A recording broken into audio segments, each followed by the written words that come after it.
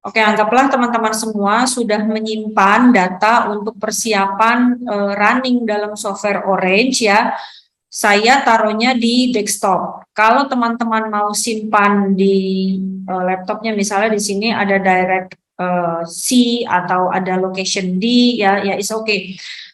Kamu bisa choose mana yang kamu mau taruh sendiri di situ, asal dia tidak bercampur dengan data-data yang lain. Ini jauh lebih membuat kamu mudah lah dalam pembacaan data nanti dalam software Orange-nya.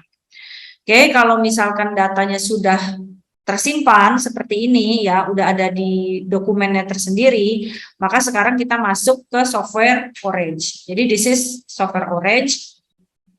Kalau misalnya kamu sudah finish download, maka the display like this. Jadi tampilannya seperti ini. And then kalau kamu mau buat new work file atau kertas kerja yang baru, which is kamu bisa klik aja new ya. Maka di sini sudah tersetting lah bahwa ini adalah kertas kerja yang baru ya, yang teman-teman mau lakukan gitu di sini.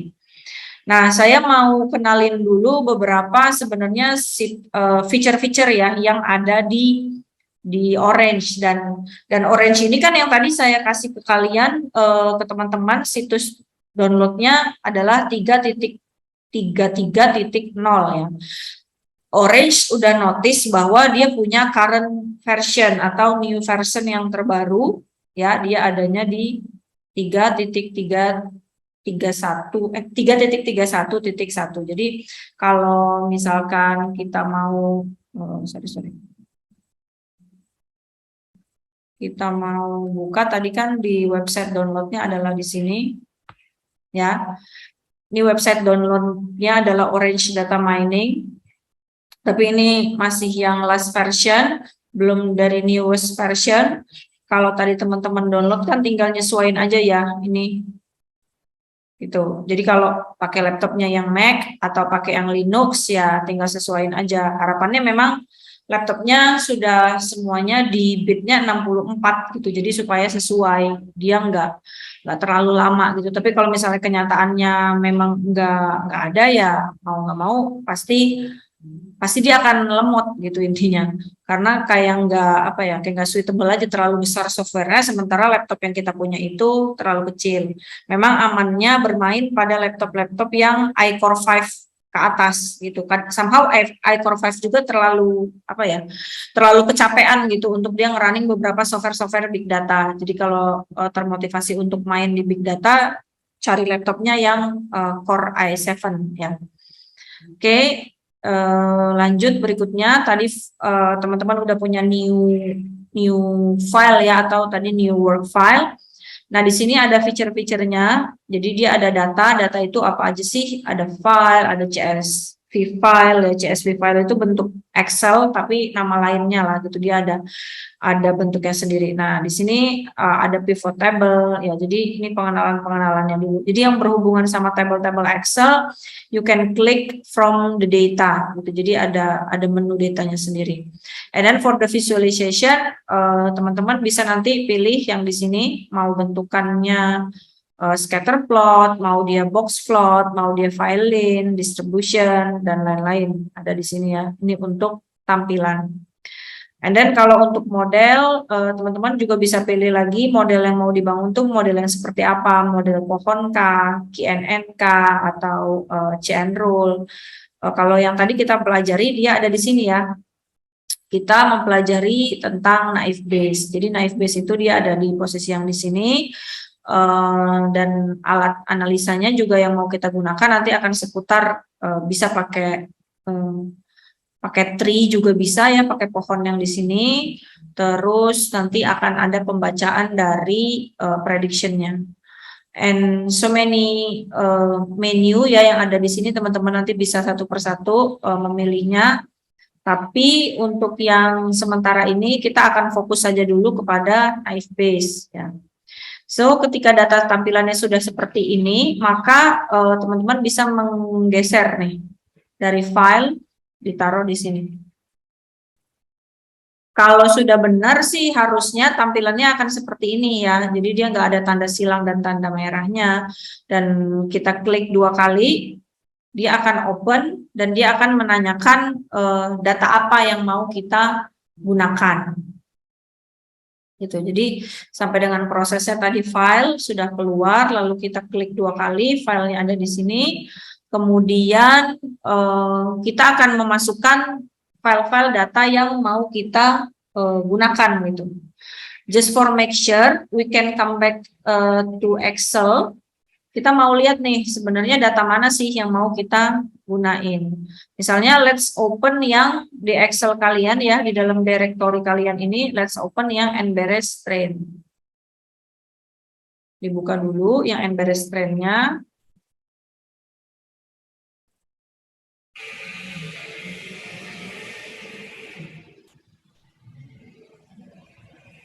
Oke, di dalam teori yang sudah dipelajari ya tadi ada beberapa in case lah ya gitu yang tadi disampaikan.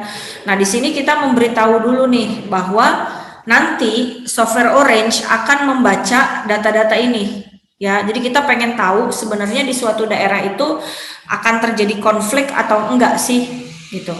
Ketika yang kita masukkan adalah di sini ada berapa objek nih? 10 objek ya. Ada 10 objek daerah. Anggaplah nama daerahnya ABCD sampai dengan 10 daerah tersebut. Ini ada jenis penduduknya. Penduduknya terbagi jadi 3, ada yang migran, ada yang lokal, ada yang mix. Mix itu campuran dari migran dan lokal. Lalu perusahaan multinasional itu kayak perusahaan-perusahaan yang eksis di suatu daerah. Dia ada yang ada dan ada yang tidak. Dan kepala daerahnya kita petakan di sini, memetakan politisi, profesional, bisnis, dan juga apalagi nih, profesional, bisnis, dan juga politisi. Intinya cuma ada 3 ya. Nah, dari keempat praduga ini, data yang kita punya, kita akan memprediction apakah datanya bisa terjadi konflik atau tidak, gitu. Di sini ada yang sudah terjawab ya, memang di data mining dia akan memberitahu dulu bahwa kalau misalnya datanya tambang, penduduknya banyakkan migran, terus perusahaan yang multinasional, terus kepala daerahnya politisi gitu ya, terjadi konflik atau enggak. Nah, ternyata terjadi konflik. Nah, kita akan masukkan data ini dulu ya ke dalam software Orange. So we can close this Excel. And then kita kembali lagi ke software Orange-nya, klik 2 kali ya, lalu akan tampil seperti ini. Kalau udah tampil seperti ini, kita akan memilih directory di mana data kita disimpan. Untuk memilih directory-nya, teman-teman bisa klik yang di sini. Ya, ada kotak kecil warna kuning. Jadi yang saya lihat adalah yang sekarang ada di bagian desktop. Tadi ingat saya nyimpennya di mana gitu. Kalau tadi karena saya nyimpennya di bagian desktop, ada latihan Orange, maka yang saya pilih adalah Embarrass Train. Maka tadi saya sampaikan di awal, nyamannya untuk menyimpan data agar mudah dicari, teman-teman mau di mana gitu ya. Ketika sudah dapat direktorinya, terus kita buka di sini. Ya, open. Udah deh, kebuka ya. Nah, kemudian kalau sudah di tahap terbuka seperti ini, sekarang teman-teman harus perhatiin dulu nih gitu. Di sini ada yang namanya type dan ada yang namanya role ya. Untuk sifatnya data yang kita bilang ini data bukan data nominal ya, tapi ini data-data yang sifatnya keterangan gitu, dia bukan yang angka number. Di sini kita masukkan yang kategorikal. Nah, sampai dengan di bagian kepala daerah, karena itu adalah feature-nya. Feature itu kita bilang kalau di ekonometrik mungkin teman-teman kenal dengan variabel bebasnya, tapi di sini kita sebutnya feature ya. Si feature ini adalah variabel-variabel atau indikator-indikator yang mau kita bantu, yang membantu kita untuk menduga permasalahan, untuk meramalkan permasalahan tersebut. Nah, maka kan kita penentuannya daerahnya mau jadi konflik atau tidak konflik ya, teman-teman. Maka sampai di sini yang bagian konfliknya kita akan menggantinya dengan target. Oops, sorry. Nah, diganti pakai target. Kalau sudah terganti pakai target, maka dia akan terblok hitam. Ya, akan terblok hitam seperti ini. Jadi nomor 1, 2, 3, dan 4 ya, jenis SDA, penduduk, multinasional, kepala daerah, dan sampai dengan kepala daerah aja akan membantukan kita untuk mempredik suatu daerah terjadi konflik atau tidak. Kalau udah, langsung di-apply ya. Jadi sampai tampilannya seperti ini dengan data n-Berestrain yang kita gunakan ya. Ingat datanya adalah n-Berestrain. Lalu yang jadi targetnya adalah konflik, bisa kita apply. Kalau udah, apply-nya pasti akan terkunci, ini bisa kita tutup terlebih dahulu. Tuh.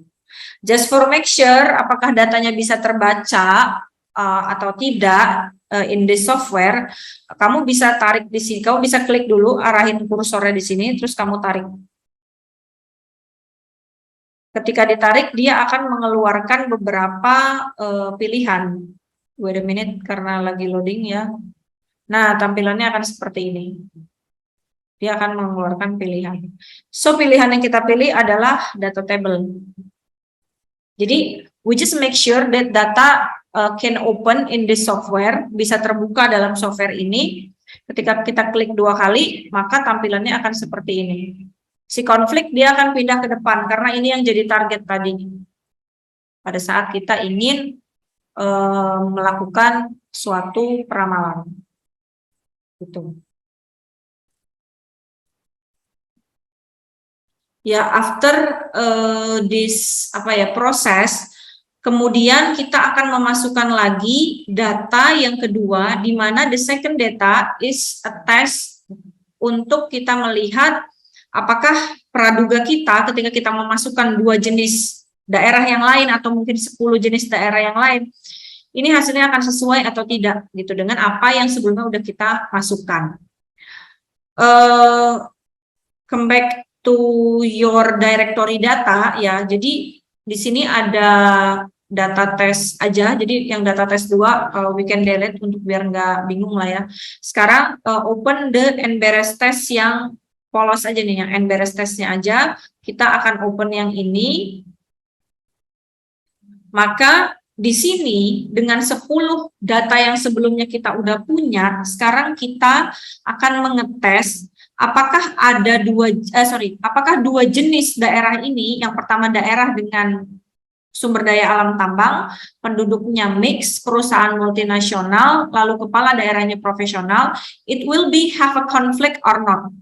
And the second region yang punya resources-nya di hutan, forest ya, penduduknya juga mix, but they don't have a multinational company, and then for the kepala daerahnya, dia seorang politisi, gitu. Untuk jenis daerah yang seperti ini, we will make a test. Kita akan tes apakah dia menghasilkan konflik or not, ya. Nah, ini kalau sudah terbuka seperti ini, kita close aja dulu. And kita kembali lagi kepada orange ya, sama kayak tadi, cukup digeret aja file baru di sini. Ini adalah file tesnya. And then kita bakal lakukan input data lagi ya. Masih sama kayak yang tadi. Semoga masih ingat cara memasukkan directory datanya ya. Dibuka dulu, saya simpennya di desktop, lalu di latihan orange. Nah, ini adalah n-Beres test atau data test yang mau saya gunakan. Kalau udah kita bisa klik open. Nah, kalau udah di open, so the display like this, and then you don't have a conflict as a target. Karena memang kita mau prediksi. Kalau yang sebelumnya, ya bisa di sini saya kasih perbedaan. Kalau ini kan data test ya, dia nggak punya yang namanya konflik, ya. Kalau dia nggak punya konflik, anggaplah di sini untuk menghidupkan supaya dia bisa apply, teman-teman bisa klik aja random dimanapun itu ya. Karena tadi apply-nya pasti dia nggak hidup. Nah, kalau dia mau dihidupkan apply-nya, for example, saya hanya klik di sini randomly, dia pasti langsung muncul apply-nya. Karena we don't have to change this directory data, kita nggak harus nge-change type, kita nggak harus nge-change role, so ini bisa langsung kamu klik aja apply, gitu. Nah, kemudian kalau udah sama kayak tadi ya, ini bisa kita tarik lagi, and then you choose the data table. Just for make sure kalau memang datanya adalah benar. Artian software Orange bisa membaca ini, gitu ya. Jadi kita harus buka dulu dengan data table. And then untuk supaya kita punya pembeda, sebenarnya di sini juga bisa kita kasih nama ya. Nah, rename. Ini adalah data utama atau ya whatever you wanna give the name ya untuk the data. Yang ini adalah data test. Gitu.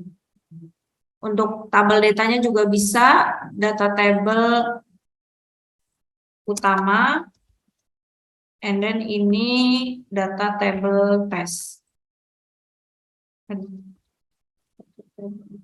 Like this.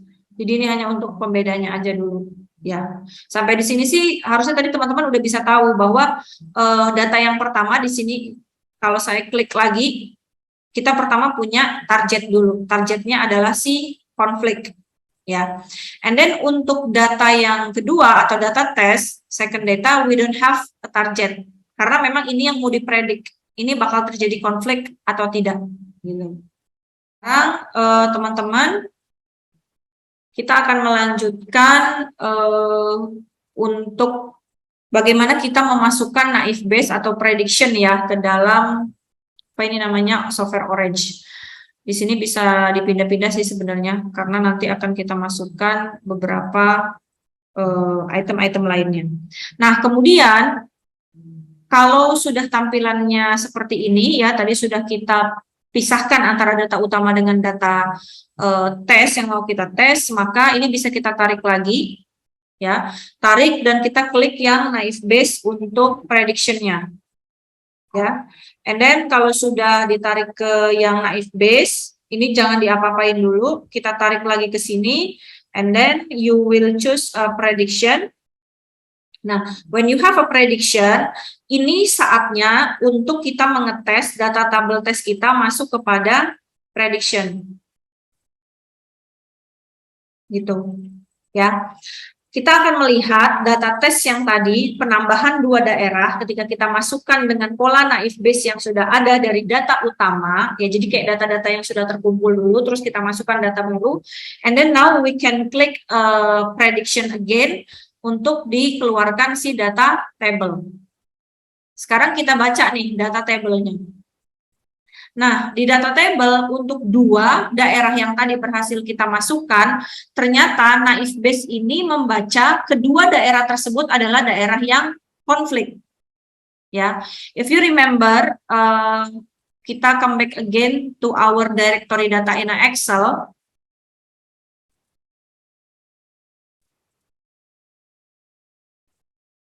Nah, di sini 2 daerah yang kita masukkan itu adalah tambang dan juga daerah hutan, dan alhasil adalah daerah ini merupakan daerah yang konflik dua-duanya based on the prediction from the naif Bayes.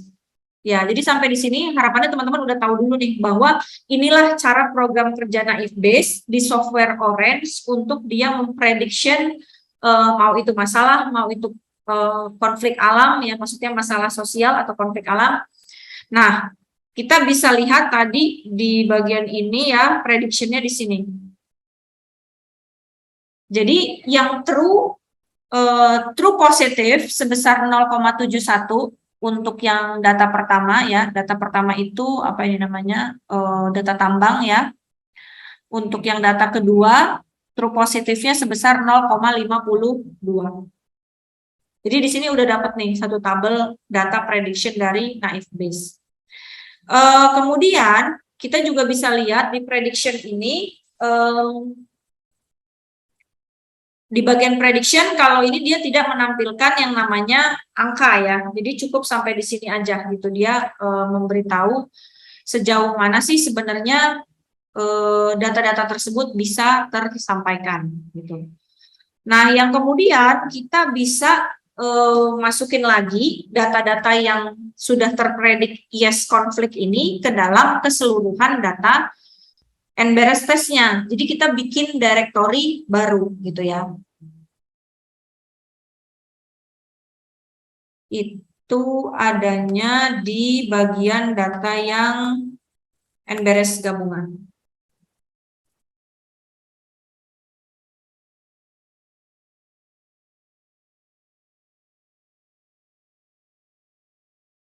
Nah, di data NBRS gabungan, ini sudah diinputkan dua daerah tadi, hasil dari prediction of naive Bayes.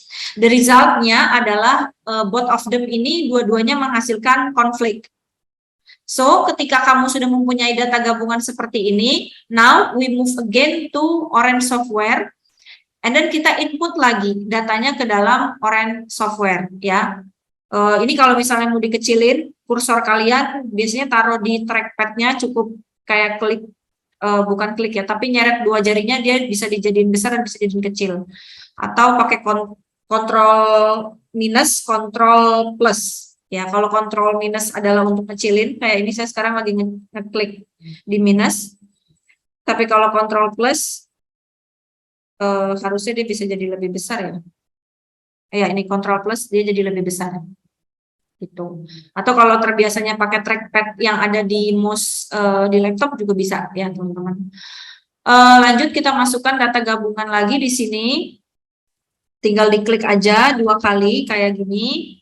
Terus kita pilih direktorinya tadi saya simpannya di desktop. Lalu ini adalah latihan Orange, yang saya pilih adalah NBRS gabungan. Open. Again and again, I remember you, recall these things ya. Ini harus jadi target. Oh, sorry. Nah, ini harus jadi target karena ini adalah NBRS gabungan, and then we can click apply. Kalau sudah di-apply, lagi dan lagi, tarik ke sini, buka data table. Just for make sure we open again, ya, semua datanya sudah masuk.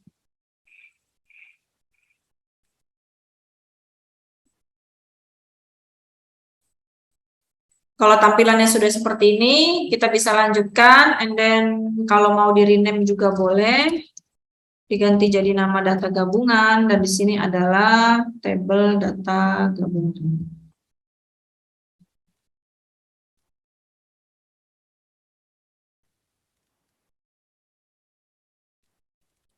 And then sekarang kita mau predik lagi nih data gabungan ini ketika dijadikan satu dengan keseluruhan data yang tadi kita punya. Di sini udah punya 10, ditambah lagi 2 jadi 12 totalnya di sini. Kita bisa tarik untuk buat prediction. Oh, sorry, ini salah. Ya. Jadi tarik tadi dari sini untuk buat prediction. Terus udahnya kalau udah prediction, kita buka lagi di data table. Tuh. Di open, ya di sini kita akan lihat data-datanya sama nggak sih sama yang ada di data Excel tadi gitu teman-teman. Ini bisa diklik lagi, confusion matrix.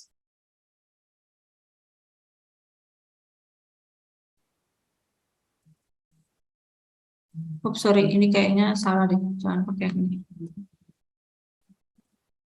Test and score aja.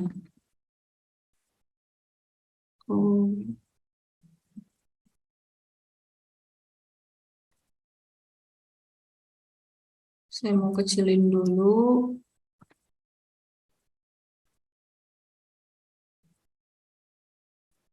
Ya. Nah, jadi pertama tadi saya ulangi lagi, kita sudah masukkan data gabungannya sudah masuk ke dalam tabel, make sure ya, bisa 2 langkah, bisa lewat jalur yang kesini dulu prediction, atau kalau ini biar nggak bingung ya, mungkin saya ulang sekali lagi, gampangnya gini gampangnya. Pertama, tadi udah punya, saya ulang ya, data gabungan kita masukin ke data table. Seperti biasa kita buat dulu si naif base-nya, kayak yang pertama tadi ya. Terus kalau udah jadi ada naif base, maka sekarang kita buat naif base di sini menjadi prediction. Untuk menarik prediction ini akan ketahuan apa yang mau dipredik, maka masukin data gabungan ke dalam prediction. Nah, ketika sudah masuk data gabungan ke dalam prediction, maka sekarang kita buka di data table. Gitu. Jadi pas kita buka di data table, keluar hasil yang hasil dari konflik yang sebelumnya kita prediction dengan hasil dari konflik yang prediction by naive Bayes. Jadi kalau teman-teman lihat di sini ada di nomor 10 ya. Hasil prediction awal dari yang kita punya sama hasil prediction akhir dari di naive Bayes yang nomor 10 ini mengalami perbedaan. Which is pada Excel, kalau kita buka lagi di Excel ya, saya buka dulu di Excel untuk NBRS gabungan.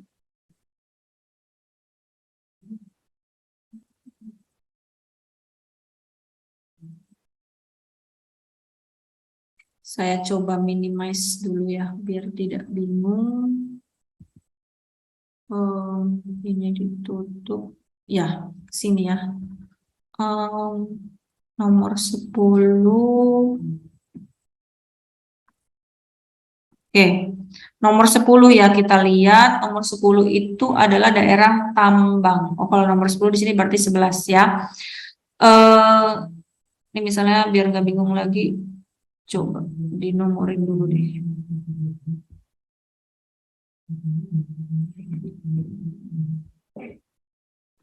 Ini nomor ini 1 sampai dengan 12. Nah, ini tambang ya. Tambang di sini dengan tambang yang di sini it's different result. Coba saya buka lagi. Nah, di sini ya, teman-teman bisa lihat nih, tambang yang di sini yang di Excel ini hasilnya adalah tidak menghasilkan konflik. Jadi konfliknya di sini dia bilang no. Sementara melalui naive Bayes di sini dia memprediksi itu harus terjadinya konflik. Ini yang tadi kita bilang adalah new knowledge di dalam teorinya naive Bayes. Kalau teman-teman ingat di bagian sini saya kembalikan ke PPT di dalam teorinya naive Bayes. Ya, yang ini adalah prediction error dan ini menghasilkan knowledge update.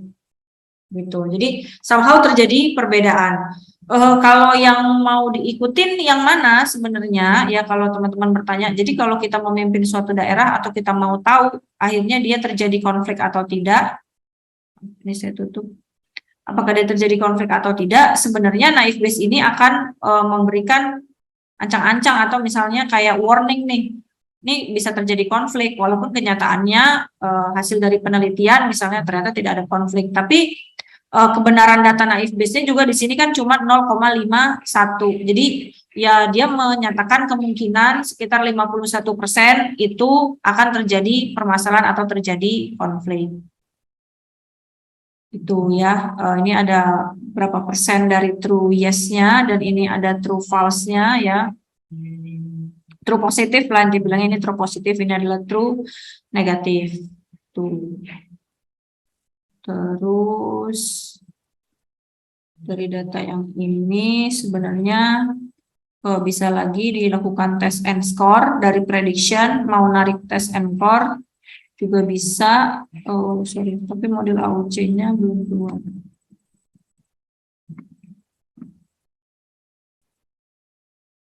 Kayaknya ini di skip aja dulu. Oke, sampai di sini dulu pemahaman untuk pembuatan naive Bayes-nya. Setidaknya teman-teman sudah mengetahui bahwa hasil akhir tadi ya ada prediction yang berbeda. Nah, harapannya dari sini teman-teman pun sudah bisa mulai membaca pola dari pengolahan data mining yang kita gunakan dalam software Orange ini.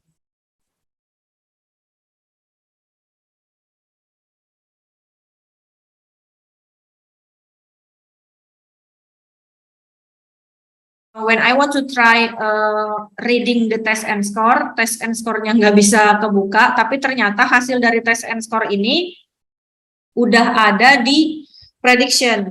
Nah, I just want to show you that from the naive Bayes, kalau teman-teman belajar kayak metode probability, dia kan pasti selalu punya yang namanya probability itu berapa ya. And then in naive Bayes, they have same to probability, but we call it in CA. Angka CA, ya, angka CA, angka recall, and then angka AUC, ya kita bilang di sininya. It's better dan ini bisa diterima when you have a CA more than 0.7. Jadi kalau di atas 0,7 atau almost itu mendekati 0.1, kayak ininya harusnya 1, ya dia almost perfect gitu. Jadi prediction yang diberikan sama si naive Bayes di sini hasil CA-nya adalah 0,917.